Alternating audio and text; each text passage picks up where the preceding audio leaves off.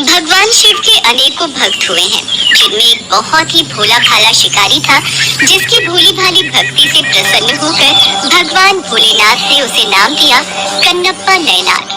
एक प्रचलित कथा के अनुसार कन्नप्पा नैनार एक शिकारी था। एक बार वो जंगल में शिकार के लिए गया। तभी वहाँ उसे एक मंदिर मिला जिसमें एक शिवलिंग था। उसके मन में शिव के लिए गहरा प्रेम भर गया और उसने वहाँ कुछ अर्पण करना चाहा। ये तो बहुत ही अद्भुत शिवलिंग है। मैंने सुना है कि भगवान के मंदिर में जब भी आओ तो कुछ न कुछ चढ़ावा उन्हें अर्पित करना पड़ता है, लेकिन समझ नहीं आ रहा है कि कैसे और किस विधि से ये काम करते हैं। मेरे पास तो इस समय शिकार किया हुआ मांस ही है, यही शिवलिंग पर चढ़ा देता हूँ। शिकारी ने भोलेपन में अपने पास मौजूद मांस शिवलिंग पर अर्पित कर दिया और खुश होकर चला गया कि शिव जी ने उसका चढ़ावा स्वीकार कर लिया। उस मंदिर की देखभाल एक ब्राह्मण करता था, जो उस मंदिर से कहीं दूर रहता था। हालांकि वो शिव का भक्त था, लेकिन वो रोजाना इतनी दूर मंदिर तक नहीं आ सकता था, इसलिए वो सिर्फ 15 दिनों में एक बार आता था। अगले दिन जब ब्राह्मण वहाँ पहुँचा तो शिवलिंग के ऊपर मांस पड़ा देखकर वो भौंचक्का रह गया। हे शिव शंकर, ये क्या? शिवलिंग पर मांस? जरूर किसी जानवर का काम होगा। जल्दी से यहाँ की सफाई कर देता हूँ, फिर पूजा पाठ प्रारंभ करूँगा। ब्राह्मण ने मंदिर की सफाई करके पूजा पाठ किया और चला गया। अगले दिन वो शिकारी और मांस अर्पण करने के लिए लाया और बैठकर शिवलिंग के सामने अपने दिल की बात करने लगा। अब वो मांस चढ़ाने के लिए रोज आने लगा। एक दिन जब वो मंदिर पहुंचा तो उसने सोचा, शिवलिंग कितना गंदा हो रहा है, क्यों ना आज इसकी सफाई कर दूं। लेकिन मेरे पास पानी लाने के लिए कोई बर्तन नहीं है। हाँ, एक उपाय है, झरने से पानी लाने का। मैं अपने मुंह में पानी भर कर ले आऊंगा। शिकारी झरने तक गया और अपने मुंह में पानी भर कर ले आया और उसने अपने मुंह का वही पानी शिवलिंग पर डाल दिया। शिकारी बार बार मुंह में पानी भर कर लाया और शिवलिंग की सफाई करता रहा। जब ब्राह्मण मंदिर आया तो मंदिर में मांस और शिवलिंग पर थूक देखकर घृणा से भर गया। ये कार्य कोई जानवर नहीं कर सकता, ये तो कोई नासमझ इंसान ही कर सकता है। मुझे मंदिर अच्छे से साफ करना होगा, शिवलिंग को शुद्ध करने के लिए मंत्र पढ़ने होंगे। बेचारा ब्राह्मण क्या करता, उसने पूजा पाठ किया और चला गया, लेकिन हर बार आने पर उसे शिवलिंग उसी अशुद्ध अवस्था में मिलता। एक दिन उससे रहा नहीं गया, उसने आंसुओं से भरकर शिव जी से पूछा, हे देवों के देव महादेव, आप इतना अपमान कैसे बर्दाश्त कर सकते हो? ये सब क्या हो रहा है? मुझे कुछ समझ नहीं आ रहा है प्रभु। ब्राह्मण को उस रात शिव जी ने स्वप्न में दर्शन दिए और बोले, उठो ब्राह्मण देव, जिसे तुम अपमान मानते हो वो एक भक्त का अर्पण है। मैं उसकी भक्ति से बंधा हुआ हूँ और वो जो भी प्रेम पूर्वक अर्पित करता है उसे मैं स्वीकार करता हूँ।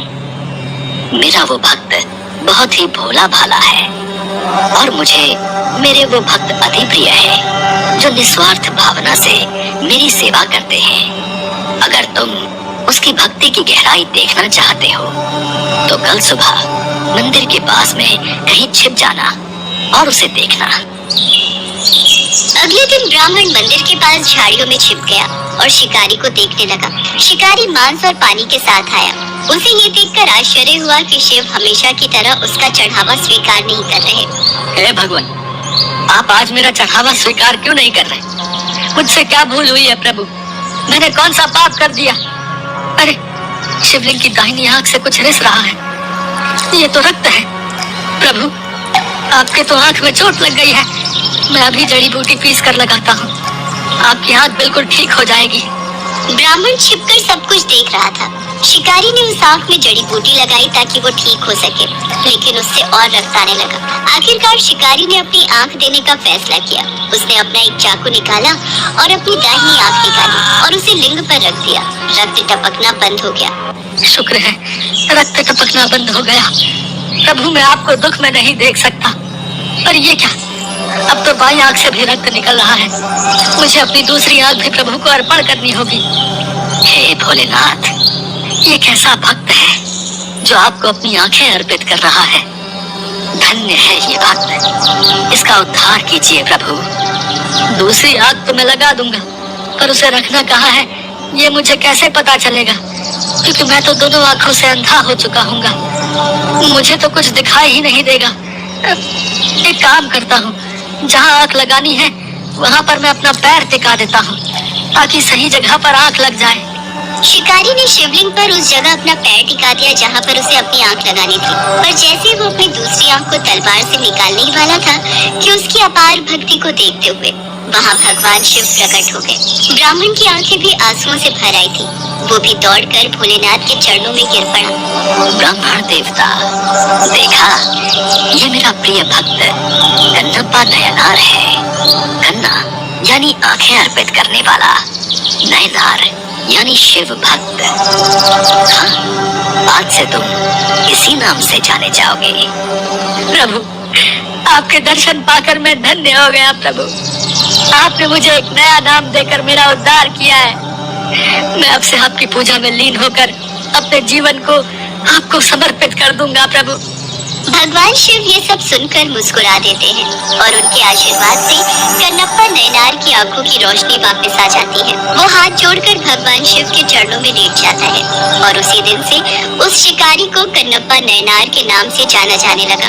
सच में भगवान निस्वार्थ सेवा भाव के ही भूखे हैं। शिकारी ने जिस भाव से जो अर्पण किया वो भगवान भोलेनाथ ने खुशी से स्वीकार किया।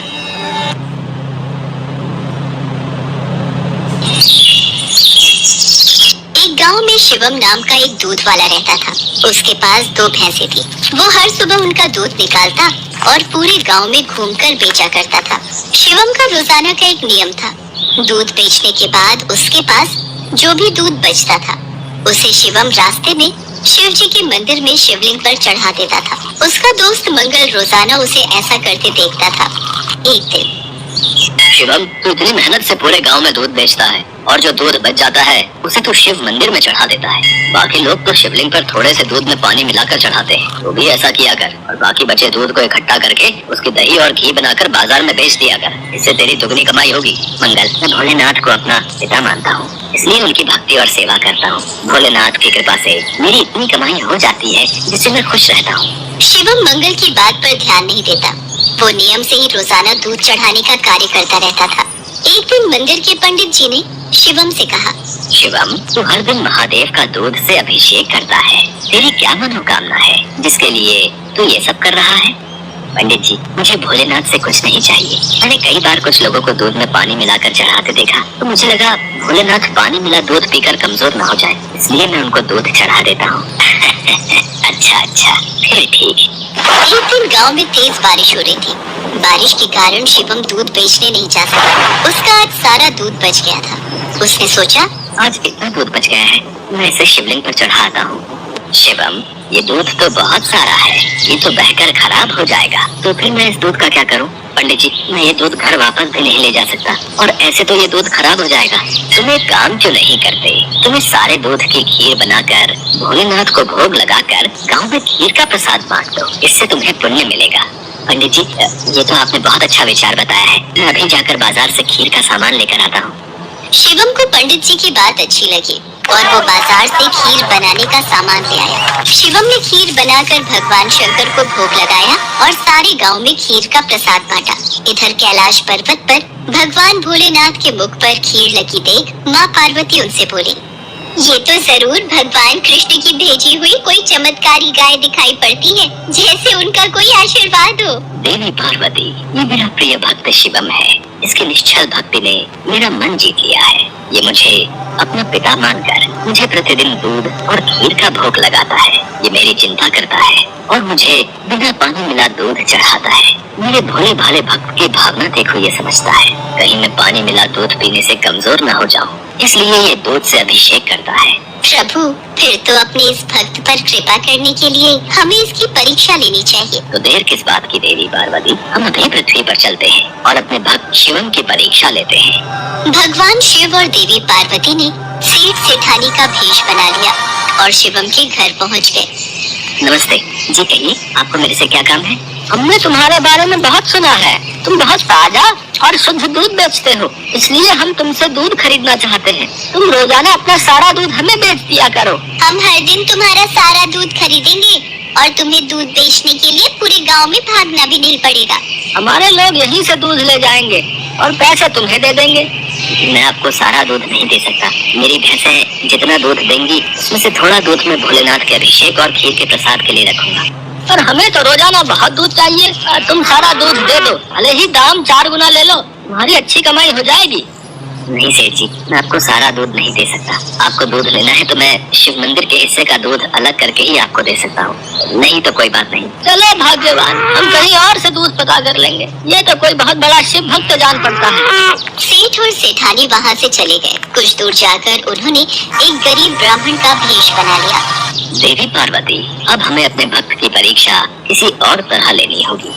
भगवान शंकर और माँ पार्वती मंदिर की सीढ़ियों पर बैठ गए। शिवम दूध बेचकर मंदिर जा रहा था। उसने एक गरीब ब्राह्मणी को रोते देखा। आप दोनों क्यों रो रहे हो? मुझे अपनी परेशानी बताओ, शायद मैं आप दोनों की सहायता कर सकूं। बेटा, हम दोनों कई दिनों से भूखे हैं, हमारे पास खाने को कुछ नहीं है।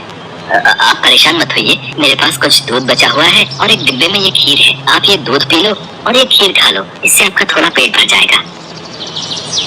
भगवान शंकर तुम्हारा भला करें बेटा, आज तुमने हमें ये दूध और खीर खिलाकर तृप्त कर दिया।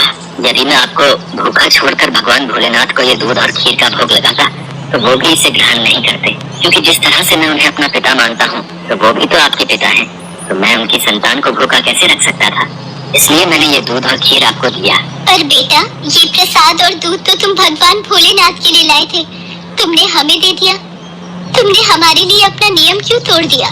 शिवम की भोली भाली और पवित्र बातों को सुनकर भगवान शंकर और देवी पार्वती अपने असली रूप में आ जाते हैं। उन्हें देखकर शिवम उनके चरणों में गिर जाता है। शिवम, मैं तुम्हारी सच्ची भक्ति से बहुत प्रसन्न हूँ। मांगो, क्या मांगते हो? प्रभु, मुझे आपकी भक्ति के सिवा और कुछ नहीं चाहिए। मुझे आपकी भक्ति करके जो खुशी मिलती है उससे बढ़कर मेरे लिए कुछ भी नहीं। शिवम, तुम मेरे सच्चे भक्त हो। आज के बाद तुम्हारे जीवन में कोई दुख नहीं रहेगा। मेरा आशीर्वाद सदैव तुम्हारे साथ रहेगा। शिवम को अपना आशीर्वाद देकर भगवान शंकर और माँ